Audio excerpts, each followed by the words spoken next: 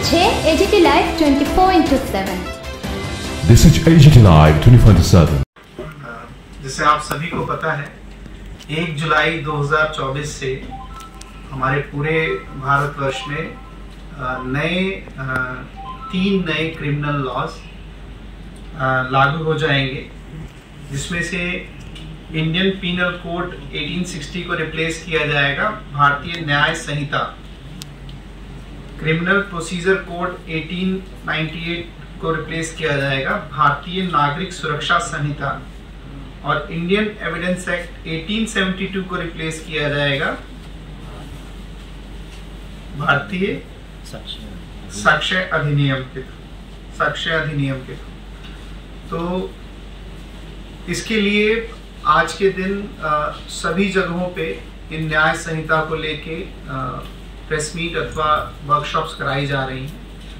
मैं कुछ इम्पोर्टेंट पहलुओं पे इस प्रेस मीट में आपको जानकारी दूंगा। आप सभी देख सकते हैं कि ये ज़्यादातर जो कानून है वो आज से लगभग 120 से 160 साल पुराने हैं, और हमारे ऑनरेबल प्राइम मिनिस्टर सर ने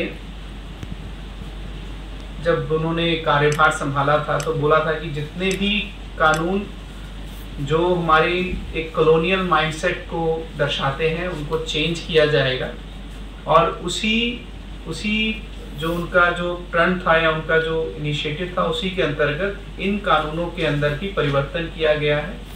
और ये तीनों कानून जो नागरिक के अनुसार बनाए गए हैं, उसको सेंटर में रख के बनाए गए हैं, इनका आज से इम्प्लीमेंटेशन होगा।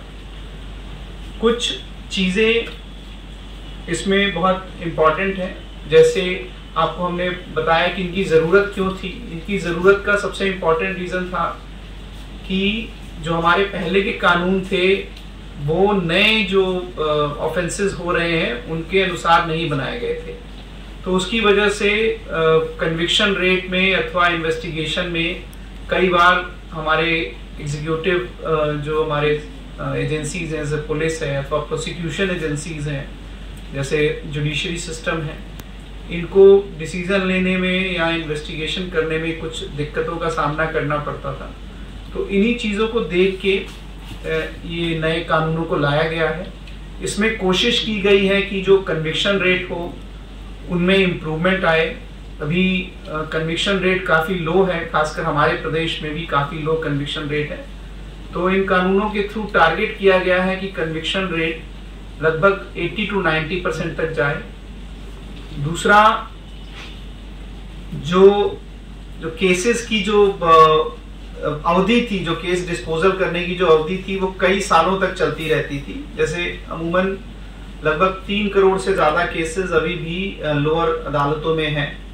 तो इसके कानूनों के थ्रू ये विजन लिया गया है कि जितने भी केसेस हैं इनका निपटारा मैक्सिमम टू मैक्सिमम 3 सालों के अंदर कर दिया जाएगा, और बहुत ही सराहनीय है।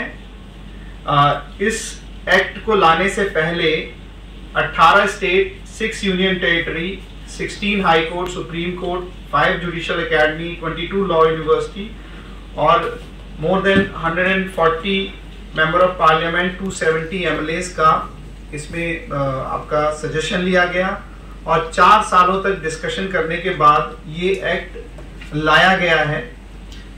इसमें खासकर इस लॉ की जो इम्पॉर्टेंट पहलू ये है कि जो पहले डॉक्यूमेंट्स एंड एविडेंस यूज नहीं होते थे, जैसे इलेक्ट्रॉनिक और digital records, email, server lock, computer, smartphone, laptop, SMS, websites, mail messages, devices, इन सभी को एज एन एविडेंस अलाउ किया गया है नए एक्ट में।